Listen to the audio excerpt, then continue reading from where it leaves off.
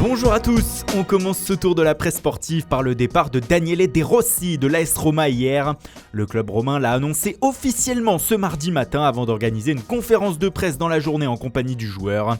Il fait bien sûr la une du quotidien local Il Romanista qui lui consacre toute sa première page. Normal pour un homme qui a effectué la totalité de sa carrière au sein de la Roma, soit 18 saisons au plus haut niveau. Pour le Corriere dello Sport, c'est une déchirure qui a frappé les Giallorossi hier. En effet, les supporters ne comprennent pas ce choix de la direction de ne pas retenir De Rossi et sont en colère contre les décideurs romains. Mais il n'y a pas que De Rossi qui a annoncé son départ hier. Dans la soirée, c'est le champion du monde français Antoine Griezmann qui a informé l'Atlético de Madrid de son départ à la fin de la saison. Marca sort donc sa plus belle une ce matin pour rendre hommage au buteur des Colchoneros.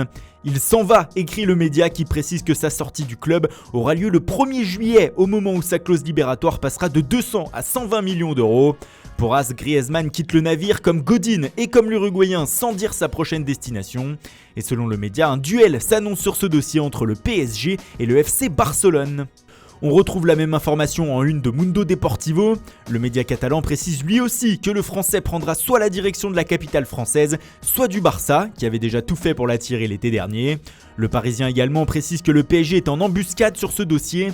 Les dirigeants des champions de France auraient manifesté leur intérêt auprès du clan Griezmann et Antero Henrique se serait même entretenu avec l'avocat et l'agent du joueur la semaine dernière à Paris. Pour Sport, le champion du monde 2018 saute enfin le pas et actuellement les Blaugrana font tout pour payer la clause du Français le 1er juillet.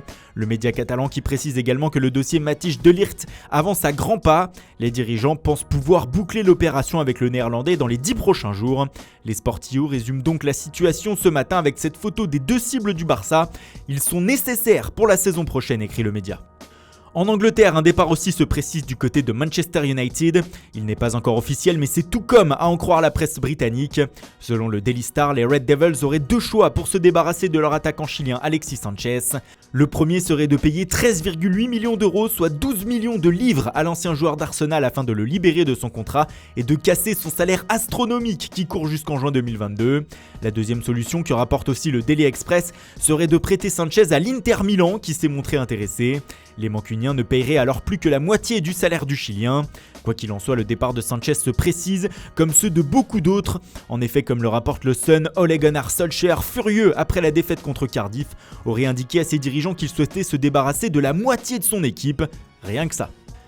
L'information sur Sanchez fait également la une du Mirror, mais le tabloïd anglais évoque aussi le futur de Gareth Bale dans son édition du jour.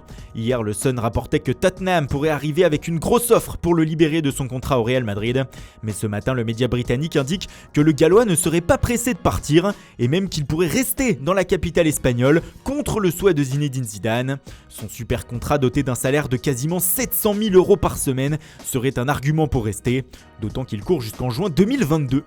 Et on termine par Manchester City qui fait la une du Sun. Selon le tabloïd, les dirigeants et les propriétaires du club mancunien, sous le coup d'une interdiction de participation à la Ligue des Champions pour non-respect du fair-play financier, verraient dans cette menace un complot des plus grands clubs européens et surtout de leurs voisins de Manchester United qui auraient poussé pour que l'UEFA agisse contre les Citizens.